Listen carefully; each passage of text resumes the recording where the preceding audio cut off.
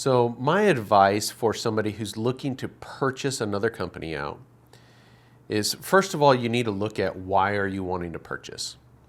Are you looking to solve a problem in your business?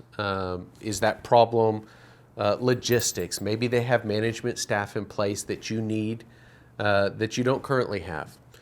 Do they have a contract that you want? Do they have the employee or personnel that you need? Are you buying out that company for one particular person?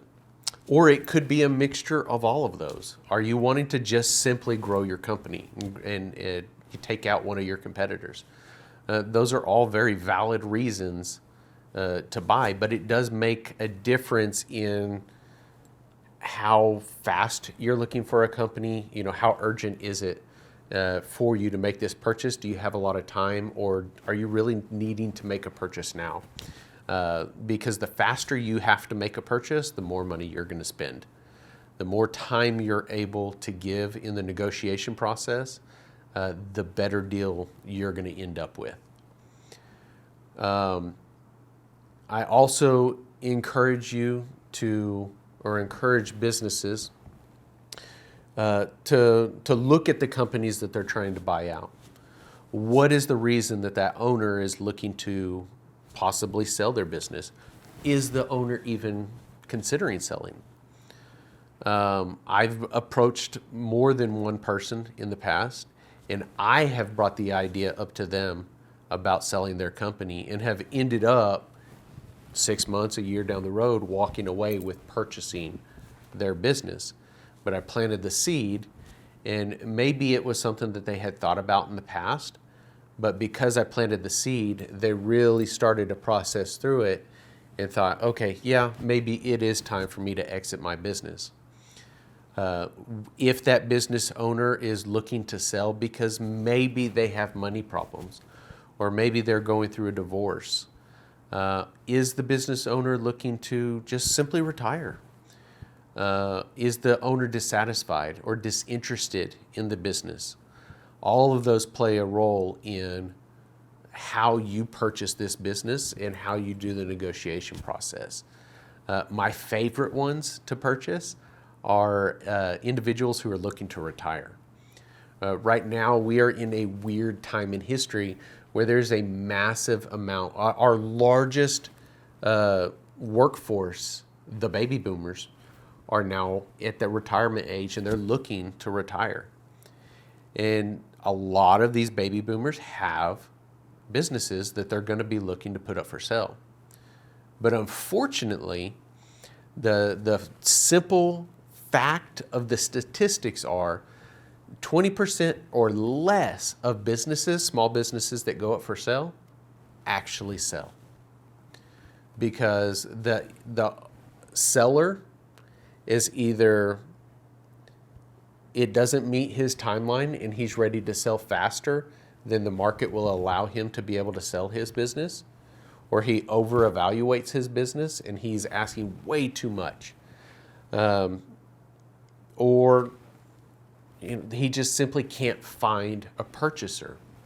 There's a myriad of different reasons why a business doesn't sell, but those who are looking to retire, you typically can get a better deal from them, because what I have found is that there is an impending deadline. Whether they realize it or not, there's a death clock, so to speak, a D-Day of when they want to retire. And every day that passes, we get closer to that deadline in their mind. They may not have ever even realized it, but that day is ticking closer and closer and closer. And the closer you get to that deadline, typically the better the deal you can get when you're purchasing a business.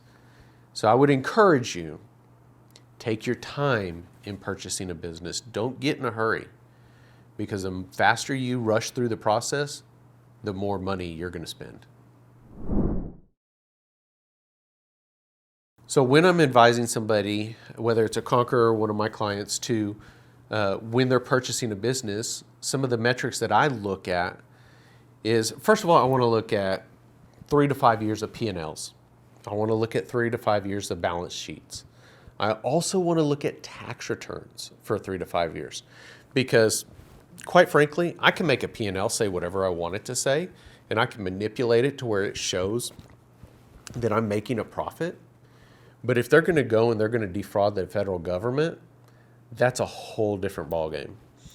So I want to look at all of those metrics. I also want to look at a current asset list.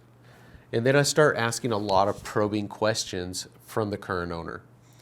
I ask questions like, how long has your staff been around? How old or how long has your most tenured employee been with you? Are you rolling through a lot of employees, or do they stick around for a long time? What's the culture like in your business? Do you have a bad culture, or do you have a good culture? Do people like working for you? And some of those questions will answer themselves as you look at the company or as you talk to other people about about this company. Because I don't just talk to the business owner, I also start asking other people around the market. Not necessarily probing questions that, hey, they're about to sell, I'm looking at buying them, but I'm like, tell me what you think about this company, or what have you heard about them? Because I want to see what their reputation is in the market. If they have a bad reputation, that's going to be something you're going to battle against after you purchase them. And you're fighting an uphill battle from day one. Not necessarily that you should walk away from a business that has a bad reputation, but just know that it is going to be a challenge when you buy them out. So I also want to look at, is the business simply making a profit? Are they barely squeaking out a profit every year? Did they have this one weird freak year where they made a profit and they've never made a profit before then?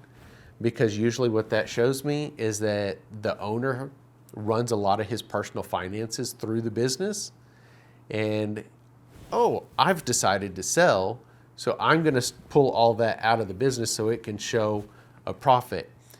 And then we start looking at just the nuts and bolts of the business. How old is the equipment? Does the equipment have to be replaced? What kind of contracts do they have? Do they actually have contracts, or is everything a handshake deal? If everything is a handshake deal, that devaluates the company. I want to know if one client makes up more than 20% of their business. Let's say they have one client that is 50% of their business. If they lose that one client, there's half the company. It's gone. So that means you may have to potentially lay off a lot of people or sell a lot of equipment, but you're going to have to shrink down because you still owe that money to the bank, regardless if you kept the contract or not. Unless you do a work back contract with the owner, and his compensation is based on how many clients are retained in the merger or in the transition. But again, there's 1,000 different ways to negotiate all this, and it's far too much for me to talk about here in just a couple of minutes today. But I literally tear the business apart, trying to find all the good, but also I want to know where all the skeletons lie in the closets. And are any of those skeletons going to come back to haunt me? So I tear the business apart to find out the evaluation. One of my favorite types of businesses to purchase are individuals who are looking to retire. What I have found in buying somebody's business who's looking to retire, and I've bought several, is that they have several different motivations. Maybe they're just tired, they're done, and they just want to go and fish all day. That's great. Or maybe they're ready to retire, they're done, but they want their legacy to live on. That they're not necessarily money motivated, but they're motivated by their name living on, or their employees being taken care of, or their customers being taken care of. And that means more to them than the amount of money that they're going to be paid in the purchase. And as a negotiation tactic, I have talked to many business owners and told them that, hey, I understand that your business is been around for a very long time. You've done a great job in building this business. It's not worth quite what you wanted, but I can do this for you. I can help your name to live on, and I can help your legacy to be around. I'm not going to sunset your name from day one. I will let it still live on for a while as a part of my company. And many times, that is what closes the deal versus just throwing more money at them. Another one of my favorite ways to acquire a business is talking to people that I call accidental entrepreneurs. Maybe they're really good at being a technician or producing a widget, whatever that widget may be. Maybe it's electrical, HVAC, plumbing, lawn maintenance, whatever. And they were really good at doing it, and somebody along the way talked them into starting their own business. And they said, hey, you're really good at this. You should do your own thing. And they're like, okay. And they get into it, and they become mildly successful. But as they get into it, the further they get into it, they realize they don't like the business side of business. And many times they begin to resent their business, and they begin to hate going to work every day. And you can see it in their eyes that they've lost their passion, and they no longer want to be doing what they're doing. And has absolutely nothing to do with the work itself. It has everything that goes along. It has everything to do with what goes along with doing the work. It's the payroll, it's the taxes, it's dealing with the schedules, it's all of the business side of business. And there's been more than once that I have just simply taken over a business and had that person come and work for me. And then they're very fulfilled because they love doing what they do. They just don't like doing the office side of things, the business side of business. And I'll tell them, say, look, you come and work for me. You can come and be a technician or a crew lead, or you can run this department. And you get to do what you love to do. And then let me deal with all the crap. I'll deal with the taxes. I'll deal with the payroll. I'll deal with all of that other stuff. You don't have to worry about it. I said, I've got that covered. And then they're able to come and work for me and be more fulfilled in life. And then you can see the passion reignite in their eyes because they loved what they did. They just got bogged down in doing the mundane tasks that go along with owning a business.